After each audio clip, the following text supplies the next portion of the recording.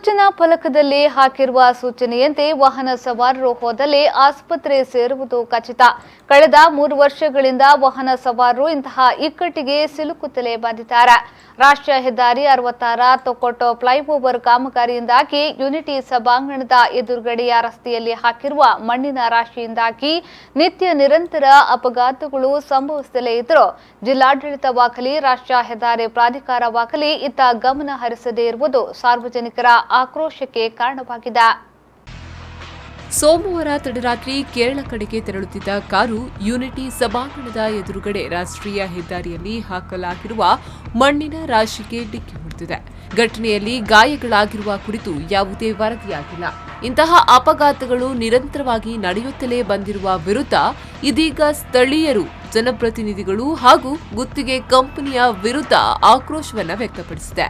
Thokkottu flyover ಕಾಮಗಾರಿ 8 ವರ್ಷಗಳಿಂದ ನಡೆಯುತ್ತಲೇ ಇದೆ. ಕಾಮಗಾರಿ ಸಂದರ್ಭ ವಾಹನ ಸವಾರರಿಗೆ ತೊಂದರೆಯಾಗದ ರೀತಿಯಲ್ಲಿ ವ್ಯವಸ್ಥೆ ಮಾಡಿಕೊಡಬೇಕಾದ ಗುತ್ತಿಗೆ ಕಂಪನಿ ಅದರಲ್ಲಿ ಸಂಪೂರ್ಣ ವಿಫಲವಾಗಿದೆ ಅನ್ನುವ ಆರೋಪ ಸಾರ್ವಜನಿಕ ವಲಯದಿಂದ ಕೇಳಿಬಂದಿದೆ.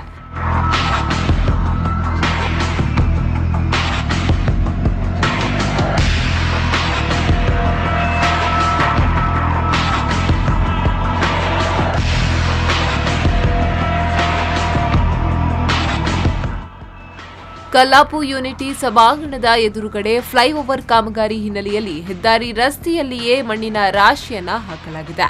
ಮಣ್ಣು ಹಾಕಿರುವ ಸ್ಥಳದಿಂದ ಸ್ವಲ್ಪ ಎದುರಿನಲ್ಲಿ ಕೇರಳದ ಕಣ್ಣೂರು ಹೋಗುವ ನೇರ ಮತ್ತು ದೇರ್ಲಕಟ್ಟೆಗೆ ಹೋಗಲು ಎಡ ಭಾಗಕ್ಕೆ ಸೂಚಿಸಿರುವ ನಾಮಫಲಕವಿದೆ.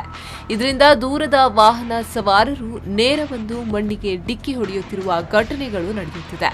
ಹೆಚ್ಚಾಗಿ ಕೇರಳ ಭಾಗದ ವಾಹನ ಸವಾರರೇ ಅಪಘಾತಕ್ಕೆ ಒಳಗಾಗ್ತಿದ್ದಾರೆ. ಆದರೆ ಪೊಲೀಸರು ಪ್ರಕರಣವನ್ನ ದಾಖಲಿಸದೆ ತಾವೇ ಹಾನಿಗೀಡಾದ ವಾಹನಗಳನ್ನು ಕೊಂಡೊಯ್ಯುತ್ತಿರುವ ಉದಾಹರಣೆಗಳು ನಡೆದಿದೆ. ಸಮಸ್ಯೆಯನ್ನ ಗಂಭೀರವಾಗಿ ಪರಿಗಣಿಸುವಂತೆ ಹಾಗೂ ತುರ್ತು ಕ್ರಮ ಕೈಗೊಳ್ಳುವಂತೆ ಜಿಲ್ಲಾಧಿಕಾರಿ, ಪೊಲೀಸ್ ಕಮಿಷನರ್, ಸಚಿವರು, ರಾಷ್ಟ್ರೀಯ ಹೆದ್ದಾರಿ ಪ್ರಾಧಿಕಾರದ ಅಧಿಕಾರಿಗಳಿಗೆ ಎಲ್ಲರಿಗೂ ದೂರು ಸಲ್ಲಿಸಲಾಗಿದೆ.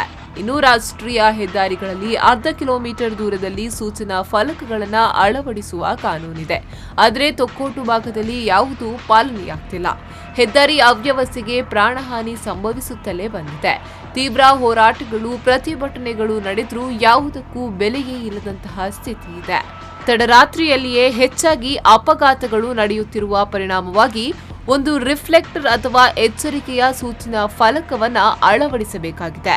ಇಲ್ಲದೆ ಹೋದಲ್ಲಿ ಮತ್ತೆ ಪಕ್ಷಾತೀತವಾಗಿ ಎಲ್ಲ ಸಂಘಟನೆಗಳನ್ನ ಒಗ್ಗೂಡಿಸಿ ಪ್ರತಿಭಟನೆಯನ್ನ ನಡೆಸುವುದು ಖಚಿತ ಎಂದು ಸಮಾಜ ಸೇವಕ ರಾಸಿಕ್ ಉಳ್ಳಾಲ್ ಎಚ್ಚರಿಸಿದ್ದಾರೆ. ಕಂಪ್ಲೀಟ್ ಒಂದು ಹೈವೇಯಲ್ಲಿ ಬರುವಂತ ಗಾಡಿಯಲ್ಲಿ ಯೂನಿಟಿ ವಾಲ್ ಎದುರುಗಡೆ ಒಂದು ಆರೋ ಮಾರ್ಕ್ ಹಾಕಿದ್ದಾರೆ. ಸ್ಟ್ರೈಟ್ ಹೋಗುವಂತ ರಸ್ತೆ ಕಣ್ಣನ್ನೂರು ಅಂತೇಳಿ, ಲೆಫ್ಟ್ ಹೋಗುವಂತ ರಸ್ತೆ ನಮ್ಮ ದೇರ್ಲಕಟ್ಟೆಗೆ ಹೋಗುವಂಥ ರಸ್ತೆ ಬರೆದಿದ್ದಾರೆ.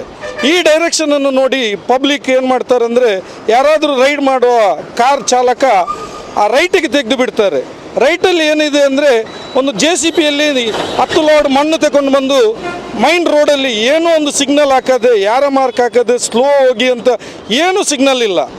ಜನರಿಗೆ ಸಾಯುವಂಥ ಪರಿಸ್ಥಿತಿ ಬಂದಿದೆ. ಆ ರೀತಿಯಲ್ಲಿ ಮಣ್ಣು ತಂದು ಹಾಕಿ ಅಲ್ಲಿ ಏನೋ ಒಂದು ಲೈಟ್ ಇಲ್ಲದೆ ಬಿಟ್ಟಿದ್ದಾರೆ. ಹೈವೇ, ನ್ಯಾಷನಲ್ ಹೈವೇಯಲ್ಲಿ ಕೇಳುವವರಿಲ್ಲ.